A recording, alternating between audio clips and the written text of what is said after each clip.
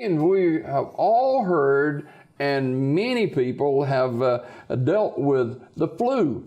And joining us this morning is not the flu, but it's Jeff Wood, who's an RN at Coosa Valley Medical Center. Jeff, good morning to you. Hey, good morning. How are you? I'm good. Tell us a little bit about your duties at the hospital. Okay. All right. I am an infection preventionist, which means I look after all the infections in the hospital. So when you come in with an infection, that's kind of what we're here for, right? That's what you kind of expect, that we're going to take care of that infection, that pneumonia, bronchitis, whatever it is that you have. What I want to make sure is that you don't leave with anything extra. If you have surgery, I want to make sure that you don't leave with a surgical site infection. If you have a Foley catheter, I want to make sure that you don't get a urinary tract infection related to it. And my role has to do with education and passing along information to staff. I look at national guidelines of evidence-based practice and make sure that we're doing those things at Coosa Valley, because one of our goals is to give the community that we serve great care. Yeah. And that great care starts with evidence-based medicine. And I want to make sure that we're doing everything that we do, top of the line, top of research, and the very latest. Now, how long have you been at Coosa Valley? I've been at Coosa Valley for 25 years. Wow. Yeah. You ought to have it right by now. Have you, and I hear people say this, that they've never seen a strain of flu like we're seeing this season. Are there seasons for flu, and how serious is this? Yeah, the flu season itself starts in October and goes through March. Now, you can get the flu any time of the year. I don't want it. Yeah. Nobody wants it, but any time you can contract the flu, it just seems to peak during those particular times, and that's what we see. And the reason being is because during that month, it's winter months. It's cold outside. Yeah. You just read the temperature, so people tend to stay indoors and they stay in close contact with one another. And one of the bad things about the flu is you can have the flu and you have the ability to infect other people before you even know you're sick. So you can infect other people up to a day before you start showing signs and symptoms. So you can go to your local grocery store and spread it around on the buggies and different places like that. So is there numbers, Jeff, of increase in the flu this year over, say, last year or 2 years ago? Yes, definitely. Here at Coosa Valley, we've noticed a tremendous increase. To give you an example, last year, October through December of 2016, we saw 4 cases of the flu. During that time, October to December 2017, we saw 96 cases of the flu. So you can see the increase, and we are not unique in that. We're seeing that across the nation. The CDC sends out numbers every Friday, and we are seeing an increase in the baseline from, it's called influenza-like illness. And we see an increase in the baseline up to 5 to 10% increase over that same time frame. Jeff Wood is our guest this morning, and Jeff is a prevention specialist and infectious disease guy. And how crowded is Coosa Valley Medical Center with flu folks who've been infected with the flu? And what are your suggestions as far as dealing with this? Yeah. Well, one thing, like I said, we strive to treat the community, and our emergency department has been overrun.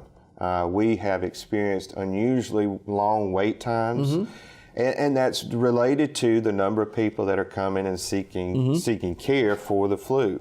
And for those long wait times, we apologize for that, but we do ask for grace and a little patience on the parts of the people, and I know when you don't feel good, patience is not probably one of your strongest. Not a real virtue. No, everybody wants to get to feeling better, and we understand that. But please be patient with us. To help with that, one of the things you can do is stay at home. The CDC recommends that if you are having a mild to moderate case of the influenza, stay at home, don't come to the ER, call your primary care physician and see what they recommend. A lot of times the primary care physician, depending on your scenario and your health, will just go ahead and call in some of the antivirals that are available. So you don't even have to get out. Yeah. The fact is, we really can't treat the flu. Antibiotics does not work against a virus. So the most we can get is IV fluids. And one of the things that you can do at home is to drink fluids, drink 8 ounces of fluids every hour. That includes water, juices, sports drinks, stay away from colas, soups, broths, that sort of thing. So you want to stay hydrated during that time. Jeff, we've seen several cases in Alabama where there have been fatalities, deaths attributed to the flu and flu-like symptoms. How serious is this disease? It seems to be pretty serious. We've had, across the nation, we've had 30 pediatric deaths from the influenza virus. And what is unusual is the children that have succumbed are children that are otherwise healthy. A lot of times you expect the children with autoimmune disease, maybe they're being treated for some kind of cancers or something like that. Maybe those are the ones you expect to have mortality against. But these children are otherwise healthy. So it's a pretty serious strain. And one of the best things we can do is still get vaccinated. So if you have not been vaccinated... So you'd recommend that? Yes, okay. yes, oh, definitely. If you have not been vaccinated, go today. You can get them... Who should be vaccinated, Jeff? Anyone over the age of 65, anyone under the age of 10, anyone over the age of 65 that has chronic conditions like your diabetics, your people having treatments with cancer, those type of people that smoke, all of those need to be vaccinated. Anyone under the age of 65 that has those diseases should be vaccinated as well. And then healthcare workers, people like myself and the people at Coosa Valley, everyone needs to be vaccinated at the hospital. I was about to say, and I was in Marble City Pharmacy a couple of days ago, and I'm not talking about the pharmacists themselves, but I saw clients who would come in and they're wearing masks. Yes, yeah. So, education is so important in helping us to deal with this virus, and the flu in Sylacauga is like it is in a lot of parts of the state of Alabama. It's very, very contagious, and you mentioned about staying home. Yeah. Staying out of work. Well, we got to work, Jeff. Yes, that's the truth, and I understand that. But if you go into the office and you infect everybody, how's the office going to run? You're not going to have many people left. So when you do feel sick, when you're running a fever, those are the times to stay home and stay away from those crowds. How long does it take the flu to run its course? 5 to 7 days is generally what it takes, and the CDC and the Alabama Department of Public Health recommends that you are out of work at that particular time, 5 to 7 days after your last fever. What have you seen with this particular strain of flu symptoms and that kind of thing? You see the typical flu symptoms. You have fever, sore throat, headache, cough, sneezing, and the body aches. Those are kind of general symptoms too. Sore throat, cough, sneeze. A lot of people have that now. But what you're seeing is the fever and the body aches that really differentiate the flu from, say, your common cold. The fever and the body aches is really what you're looking for in those symptoms. Talking with Jeff Wood, Coosa Valley Medical Center, and when I contacted Vanessa, I had saw these staggering numbers that this flu strain has caused, and it runs through families. Yeah. I mean, you have entire families that are down sick. Yeah, that's right. And because it is so contagious, and again, we're enclosed in those areas. What was interesting, the 96 that I talked about, what you saw was the week after Christmas and the week after Thanksgiving, a huge spike. Yeah. I mean, we saw those are big. Spreading the love and spreading the flu. And you know, we say this tongue in cheek a little bit, but it's a very serious matter. Yes, sir. Definitely. Jeff Wood, our guest this morning from Coosa Valley Medical Center. Outside of not going to the ER, what are they to do? Stay at home, drink plenty of fluids, 8 ounces every hour, rest, isolate yourself, stay in the bedroom, and then any other family member, disinfect the house. Lysol, Clorox wipes, doorknobs, telephones, remote controls, anything that you might be touching and wash. Washing your hands.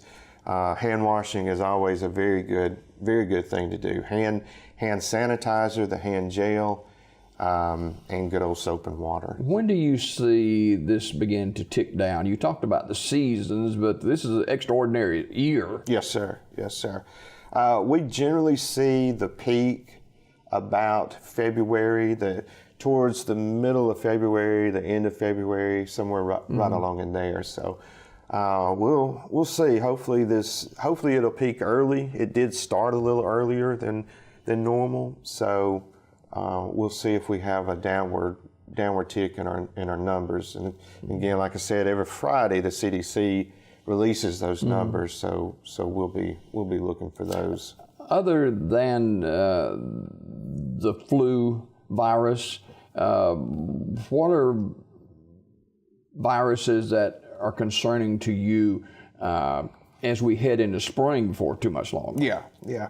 Well, any kind of hepatitis virus. I mean, that's always kind of on the forefront, and a lot of people don't realize they could be infected with that, especially with the hepatitis C.